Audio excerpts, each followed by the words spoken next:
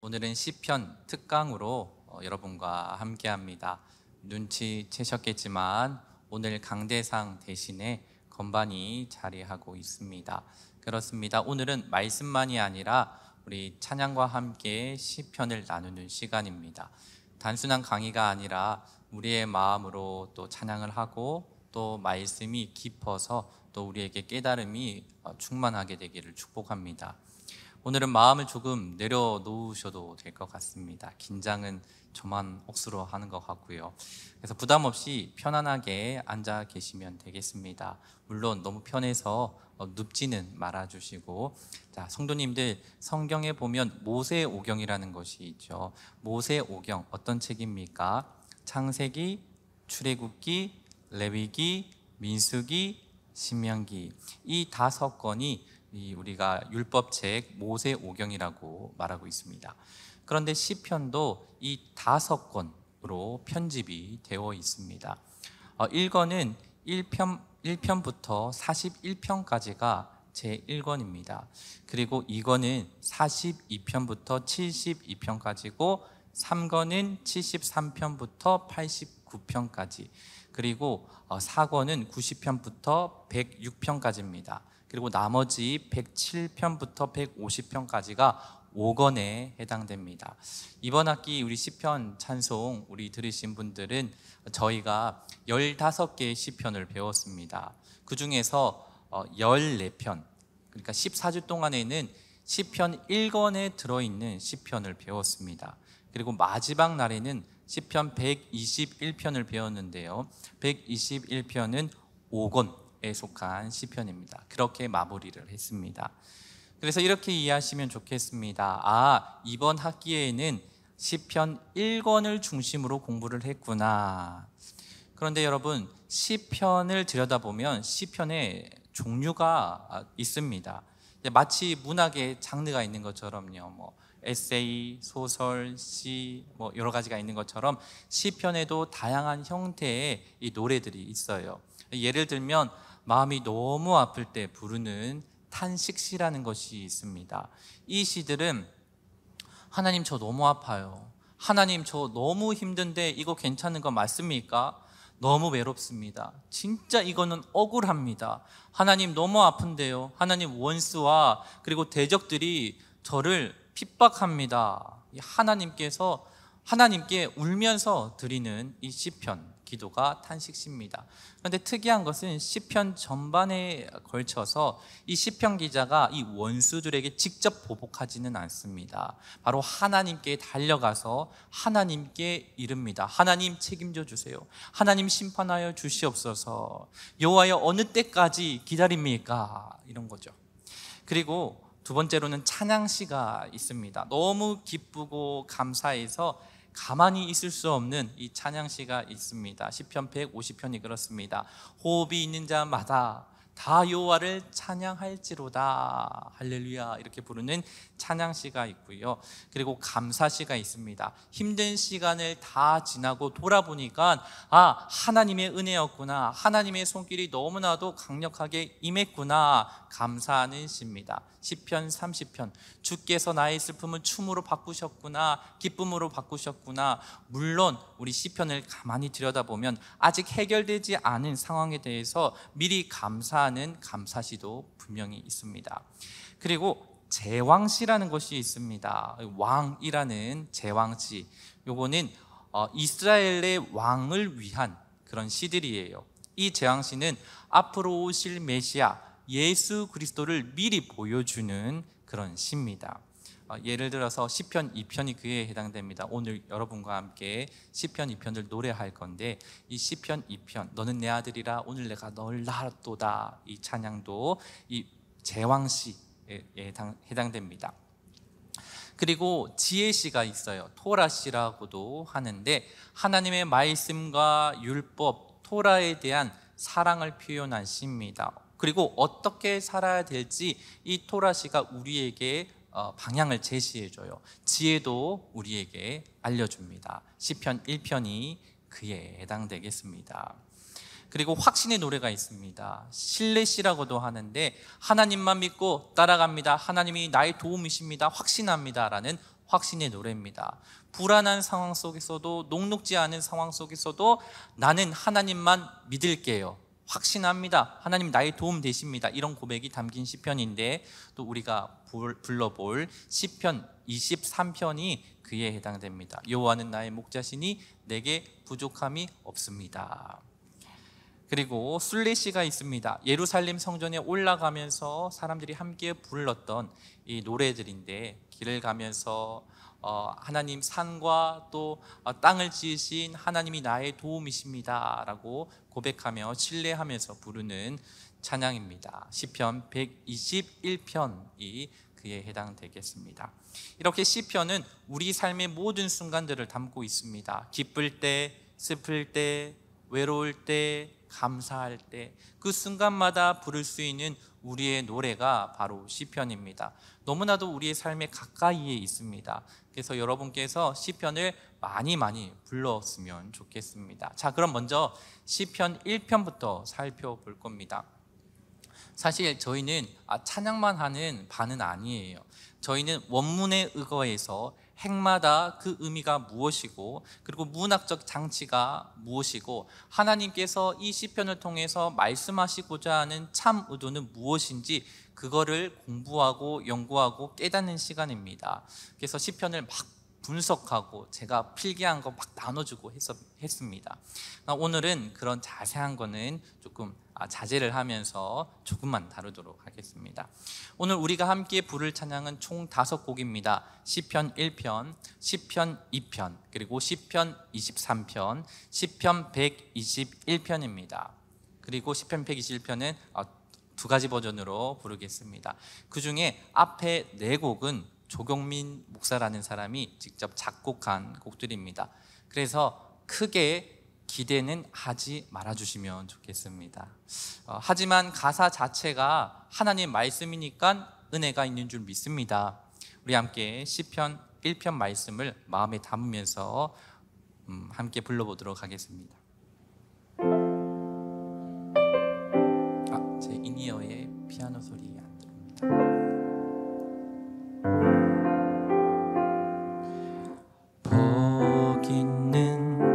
사람은 말씀을 즐거워하죠. 복 있는 사람은 말씀을 매일 읽죠. 시냇가에 심은 나무처럼 열매 맺어요. 마르지 않는 잎사귀처럼 언제나 영통해요. 복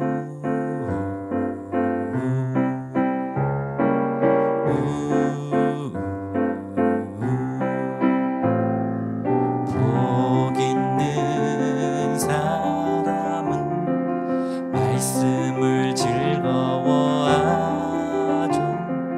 복 있는 사람은 말씀을 매일 읽죠. 시냇가에 심은 나무처럼 열매 맺어요. 마르지 않는 잎사귀처럼 언제나 영통해요. 여호와께서 인정해, 여호와께서 인정해, 여호와께서 인정해. 복 있는 사람은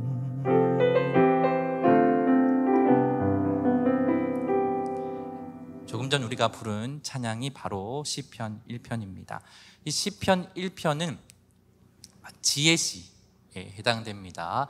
시편 1편과 시편 2편과 함께 이 시편 전체를 안내하는 서론 역할을 하는 게 시편 1편과 시편 2편인데요. 이 시는 시편 전체의 시작이자 방향을 잡아줍니다. 어떻게 사는 것이 행복한지 그거 알려면 시편 1편 봐라, 시편 2편 봐라라고 말씀해 줍니다. 1절에 보면 복 있는 사람은 악인들 복수라고 했죠. 복 있는 사람은 단수인데, 복 있는 사람은 악인들의 꾀를 따르지 않고 죄인들의 길에 서지 않고 오만한 자리에 앉지도 않는다라고 말합니다. 이건 마치 죄의 길로 점점 더 빠져가는 과정을 시적으로 점진적으로 표현했습니다.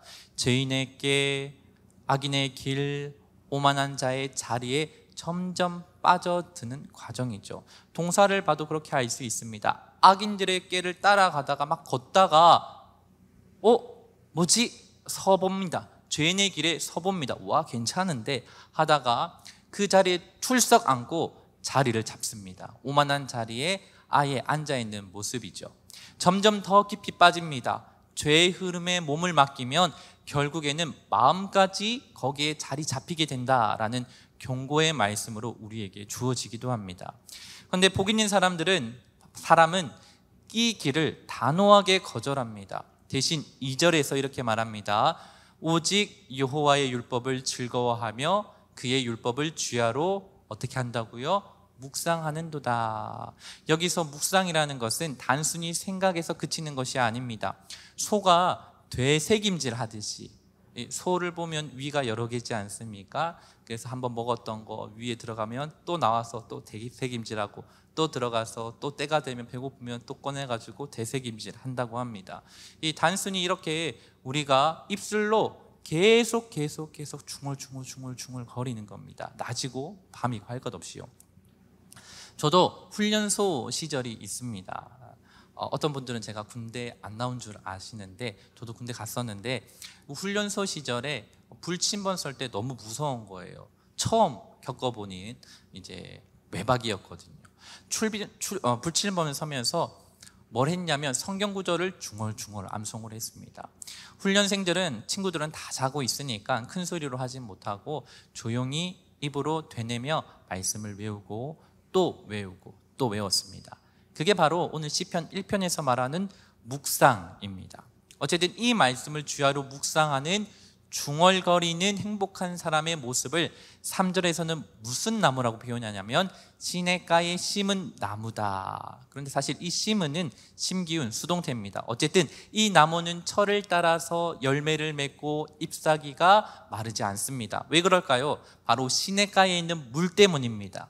시냇가에 영양 가득한 시냇물, 그것을 빨아들이기에 철마다 열매를 맺죠.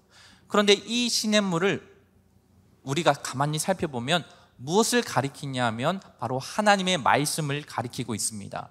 하나님께서 시냇가에 심은 그 나무가 시냇물을 빨아들이듯이 성도님들도 말씀을 빨아들여야지 열매 맺는다. 말씀이 없으면 교회를 아무리 오래 다녔다 하더라도 열매가 맺힐 수 없다는 겁니다. 말씀의 뿌리를 내릴 때에만 복 있는 인생이 될 수가 있다. 행복한 인생이 될 수 있다. 그런데 반면에 악인들은 어떻습니까? 뿌리가 없습니다. 바람에 날리는 겨와 같습니다. 뿌리도 없고 흔들리기만 합니다. 겉으로는 너무 좋아 보입니다. 집도 너무 큰 데 살고 돈도 많고 인생이 형통한 듯 보입니다. 저보다 훨씬요. 그러나 심판 앞에 설 수조차도 없고 뿌리가 없으니까 날리기만 하니까, 그리고 하나님을 예배하는 자리에도 들어올 수 없다는 겁니다. 누가 실제로 행복한 사람인가? 그러므로 마지막 절에 하나님께서 최종적인 평가를 내리십니다. 여호와께서는 의인의 길을 인정하시고 그러나 악인들의 길은 망하리로다. 그래서 이 시편 1편이 우리에게 주는 한 문장은 이겁니다. 진짜 복은 하나님의 말씀에 뿌리 내리는 삶이다. 사탄은 우리가 어떻게 해서든 성경책에 손을 못 대도록 우리를 유혹질합니다. 읽지 못하게 합니다. 끊임없이 말씀이 아닌 세상의 소리만 듣게 만듭니다. 유튜브만 보게 만들고요, 넷플릭스만 보게 만듭니다. 그러나 정말 행복의 길은 말씀에 있다는 것을 기억합시다. 말씀 속에 생명이 있고 말씀의 길을 따라가는 사람에게 참 행복의 길이 있습니다. 그런 성도님들 되기를 축복합니다. 우리 다시 한번 이 시편 1편을 불러볼 건데요, 이번에는 좀 더 우리 말씀에 깊이 생각을 하면서 불러봤으면 좋겠습니다.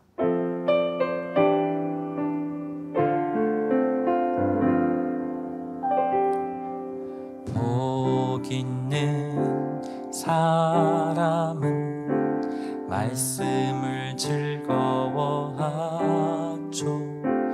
복 있는 사람은 말씀을 매일 읽죠.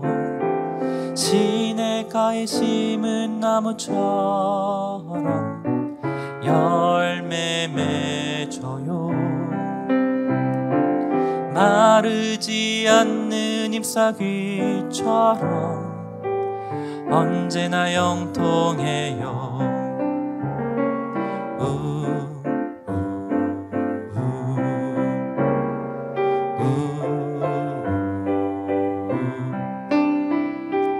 복 있는 사람은 말씀을 즐거워하죠. 복 있는 사람은 말씀을 매일 읽죠. 시냇가에 심은 나무처럼 열매 맺어요. 마르지 않는 잎사귀처럼 언제나 영통해요. 여호와께서 인정해, 여호와께서 인정해, 여호와께서 인정해. 복 있는 사람은. 아멘. 제가 그 오전에서는 박수 안 치셔도 됩니다 하는데 계속 박수를 치시더라고요. 네. 이번에는 시편 2편입니다. 네, 시편 2편을 처음에 다시 한번 불러보고 또 시편 2편이 어떤 말씀인지 우리 살펴보도록 하겠습니다.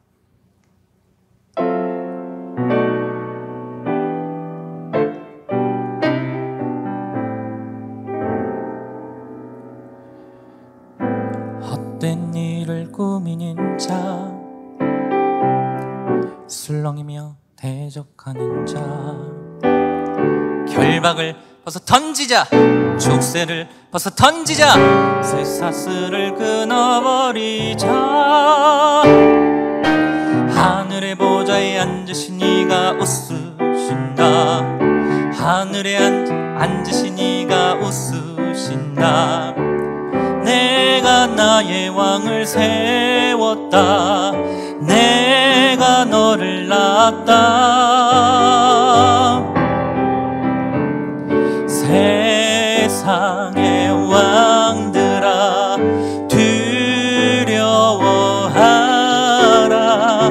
세상의 왕들아 주님을 찬양해.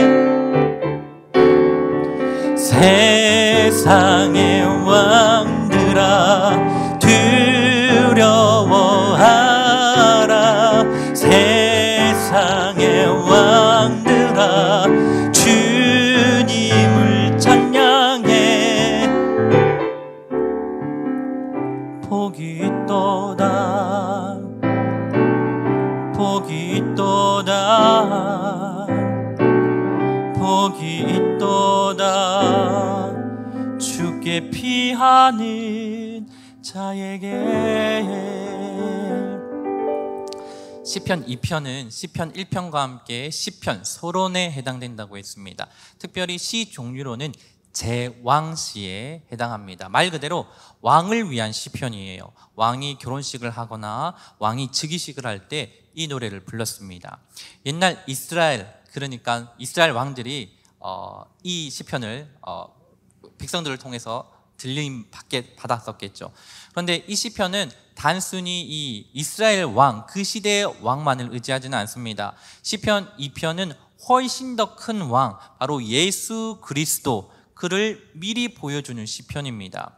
이 시편 2편을 보면 통치자들이 먼저 서로 모여서 하나님과 그분께서 세우신 왕, 예수님을 대적하려고 하는 것을 보죠.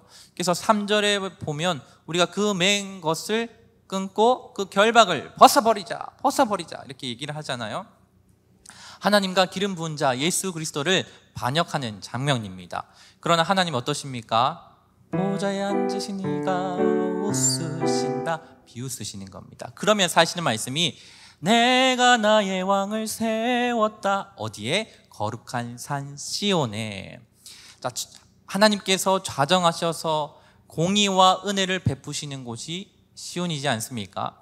그리고 여기서 왕이 의로운 재판을 시행합니다. 그래서 예수님을 즉위시키는 거예요. 진짜 왕을 내가 세웠다. 그런데 너희들 세상 왕들 아직도 작당하고 있니? 그러면서 유명한 구절이 등장합니다. 너는 내 아들이라 오늘 내가 너를 낳았다. 이 아들이 바로 메시아 예수님을 가리킵니다. 우리 이 찬양 많이 하죠.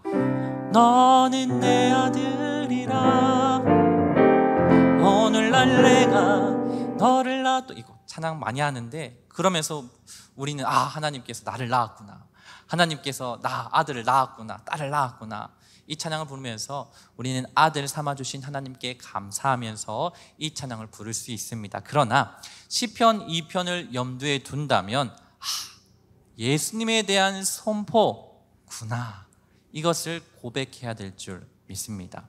어쨌든 그래서 어떻게 반응하라는 겁니까? 시편 2편의 마지막은 이렇게 명령합니다. 그 아들에게 입맞추라. 그에게 피하는 자는 복이 있도다. 여러분, 시편 1편이 어떻게 시작되는지 기억하십니까? 복 있는 사람은. 그리고 시편 2편은 어떻게 마무리된다고요? 그에게 피하는 자는 복이 있도다. 복 있는 사람은 말씀을 읽고, 그리고 주께 피하는 자는 복이 있도다. 이 두 문장이 마치 시편 전체를 감싸주는 두 기둥과 같습니다.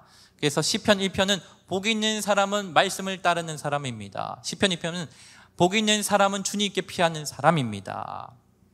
그래서 복 있는 사람은 누구인가? 라는 시편 전체의 질문 앞에서 하나님의 말씀과 그리고 예수 그리스도를 제시해 줍니다.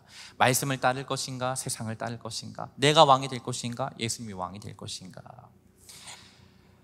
다음으로는 많은 사람들이 사랑하는 시편 23편으로 넘어가 보도록 하겠습니다. 바로 여호와는 나의 목자시니. 다들 외우시죠? 많이 외우시죠?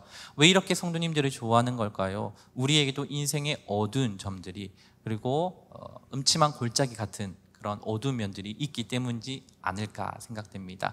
한번 먼저 찬양을 해보도록 하겠습니다.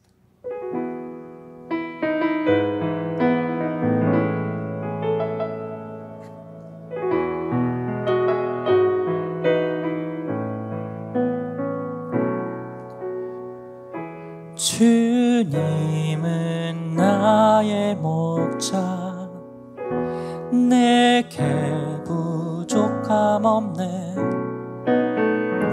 주님은 나의 목자, 내게 부족함 없네. 푸른 풀밭에 쉴만한 물가로 인도하시네.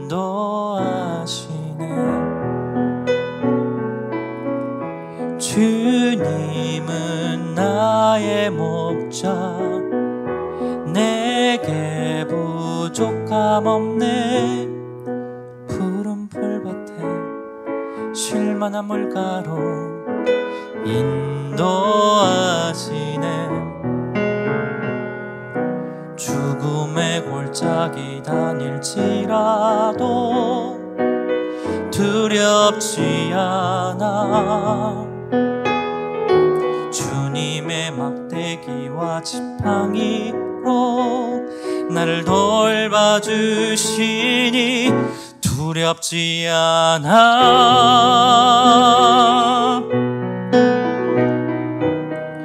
주님 날 맞아주셔. 내 잔이 넘치네. 주의 선하심과 인자하심, 내가 사는 날 동안에 나를 따르리, 나를 따르리, 나를 따르리, 나를 따르리, 나를 따르리, 나를 따르리. 시편 종류에 따라서 시편 23편은 확신의 노래, 신뢰 시편이라고 부릅니다. 사실 우리 환경을 보면 부족한 것 투성이죠. 시간도 부족하고 여유도 없고 돈도 부족하고 너무 없어요. 그래서 부족함에 대해서 불평을 우리가 참 많이 합니다. 그런데 시편 기자는 내게 부족함이 없으리로다 라고 못을 받고 시작을 합니다. 그런데 이건 결핍이 아예 없다라는 말이 아니에요. 오히려 결핍이 있어도 나는 괜찮다. 왜? 나의 목자 되신 주님이 모든 것을 가지고 있거든. 모든 것을 할 수 있거든. 그러니까 결핍과 고난이 있어도 하나님께서 나와 함께 하시니까 충분히 이겨낼 수 있어 확신하는 겁니다. 우리가 좋은 양이기 때문에 그렇게 하신 것이 아니고요, 오직 주님이 좋은 목자이시기 때문에 그렇게 해주시는 겁니다. 시편 1편에서 시냇가의 나무가 말씀을 빨아들이듯 산다고 했잖아요. 여기서도 하나님은 우리를 쉴만한 물가, 말씀이 가득한 물가로 인도해 주십니다. 양과 같은 우리를 쉴만한 물가로 인도하시는 목자, 내가 좋은 양이고 말 잘 듣는 양이고 통통한 양이기 때문이 아니라 하나님께서 그분의 이름, 그분의 언약 때문에 우리를 끝까지 인도하시고 지켜주십니다. 시험에 낙방하고 일이 풀리지 않고 취직이 되지 않고 연애도 잘 되지 않고 하더라도, 아프더라도 외롭더라도 예수님께서 주님이 나와 함께 하시기에 괜찮습니다, 확신합니다 라는 고백입니다. 물론 이 확신의 길 녹록지 않을 수 있습니다. 사망의 음침한 골짜기, 원문에서는 섀도우, 그림자라고 해요.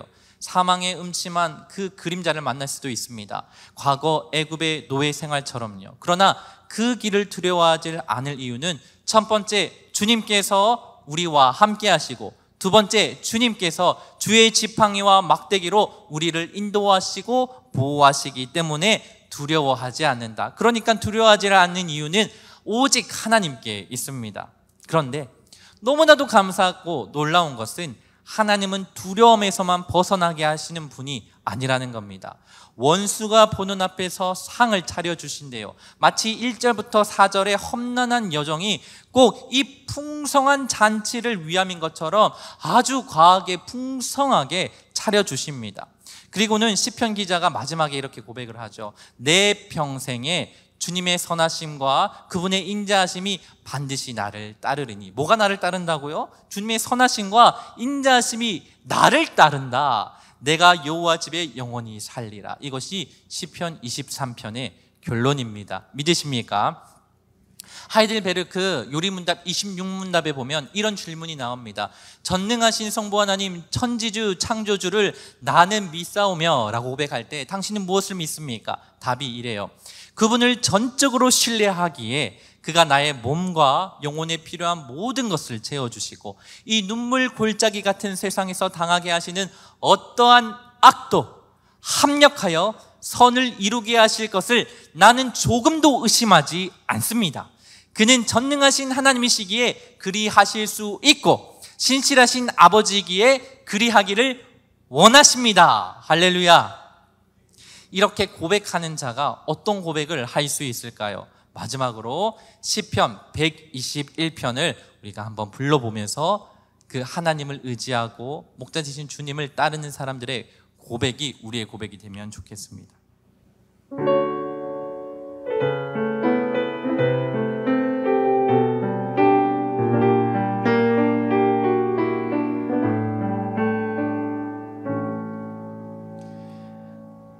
내가 눈을 들어 산을 본다. 나의 도움이 어디서 오는가? 나의 도움은 하늘과 땅을 만드신 주에게서 온다. 내가 눈을 들어 산을 본다. 나의 도움이 어디서 오는가? 나의 도움은 하늘과 땅을 만드신 주에게서 온다. 헛발을 디디지 않도록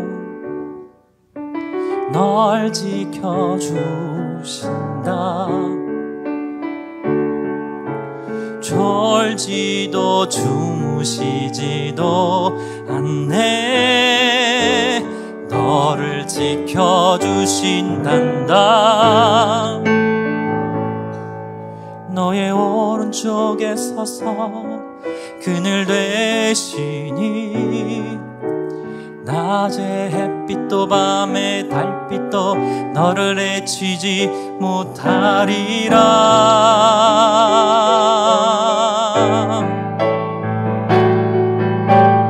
주는 너를 지키시는 분, 모든 재난에서 너의 생명 지키리.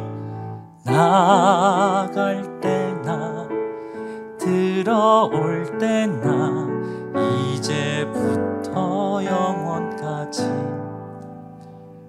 너를 지키리라.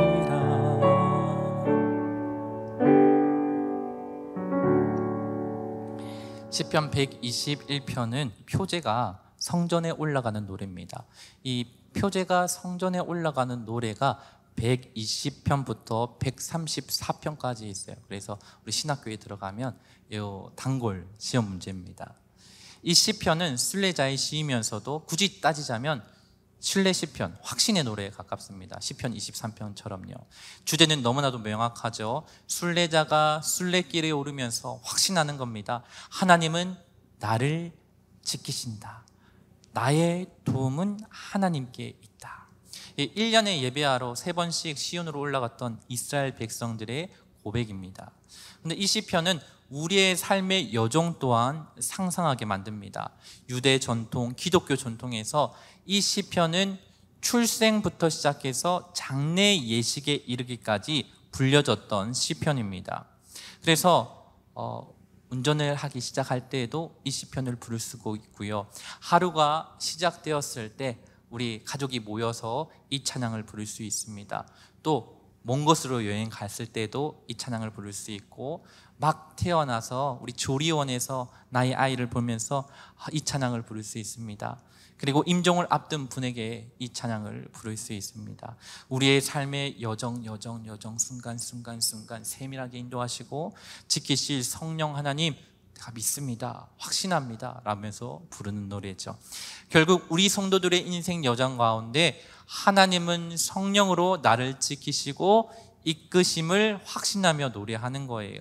이 시편에 사용된 정동사, 동사들이 있는데 다 문법적으로 보면 미완료 형태입니다. 무슨 말이냐면 하나님이 지속적으로 우리들을 보호하시고 지속적으로 지키시고 지속적으로 이끄신다는 겁니다.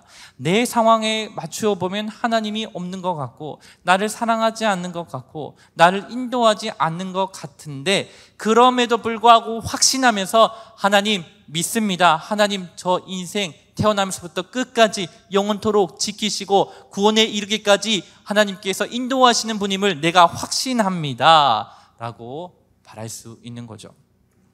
마지막 절에 보면 여호와께서 너의 출입을 지금부터 영원까지 지키시리로다. 여행의 출발점과 여행의 끝맺음 거기까지 지키시리로다. 그런데 삶의 전 여정까지 우리가 확대할 수 있다고 했습니다. 왜 평생에 하나님께서 우리를 지키실까요? 우리는 믿음으로 하나님의 자녀가 된 언약 백성이기 때문입니다. 그래서 밤에도 낮에도 졸지도 주무시지도 않는 하나님은 우리가 깨어 있을 때나 지쳐 나자빠 있을 때나 쉬지 않고 우리를 인도하시는 줄 믿으시기 바랍니다. 산과 하늘과 땅을 만드신 창조주 하나님께서 우리를 보호하시는데 무엇이 위협이 될 수 있겠습니까? 그래서 1절, 2절에 계속 핵심 단어가 나와요. 나의 도움은 어디서 오는가? 천지를 만드신 하나님에게로부터 나의 도움이 온다. 그러므로 이것을 고백한다면 시편 1편과 시편 2편과 시편 23편 수많은 시편으로 다시 돌아갈 수 있는 거예요. 맞아, 내 인생의 도움은 하나님이시지. 그래, 말씀으로 돌아가자. 내 인생의 힘은 여호와께 있지. 행복은 주님께로 피하는 데 있지. 주님께로 돌아가자. 말씀을 읽고 말씀이신 주님께로 피하자. 그분이 나의 목자 되어 주신다. 이렇게 고백하는 여러분 다 되기를 축복합니다. 오늘 시편 강의를 마무리하려고 하는데요, 여러분, 우리의 인생이라는 순례길을 우리는 저벅저벅 걷고 있습니다. 그때마다 나의 도움과 힘은 오직 주님께 있습니다. 주님 나를 지켜주세요 라고 노래하면서 노래하기를 축복합니다. 마지막으로 다시 한번 이 찬양을 불러볼 텐데, 이번에는 우리가 잘 아는 버전으로 우리가 찬양해 봤으면 좋겠습니다.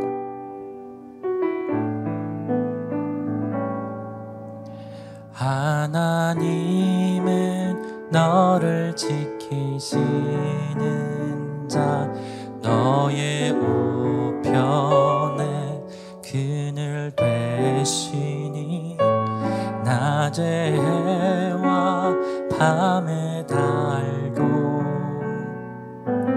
너를 해치 못하리. 하나님은 너를 지키시는 자, 너의 환난을 명케 하시니 그가 너를 지키시리라. 너의 출입을 우리 다시 한번 고백합시다. 하나님은 너를 지키시는 자, 너의 우편에 그늘 되시니 낮의 해와 밤의 달도 너를 해치 못하. 우리 하나님은요, 하나님은 너를 지키시는 자, 너의 환난을 명케 하시니 그가 너를 지키시리라. 너의 출입을 지키시리라. 눈을 들어 산을 보아라. 너의 도움 어디서 오나. 천지 지으신 너를 만드신 여호와께로 눈을 들어 산을 보아라. 눈을 들어 산을 보아라. 너의 도움 어디서 오나. 천지 지으신 너를 만드신 여호와께로다. 천지 지으신 너를 만드신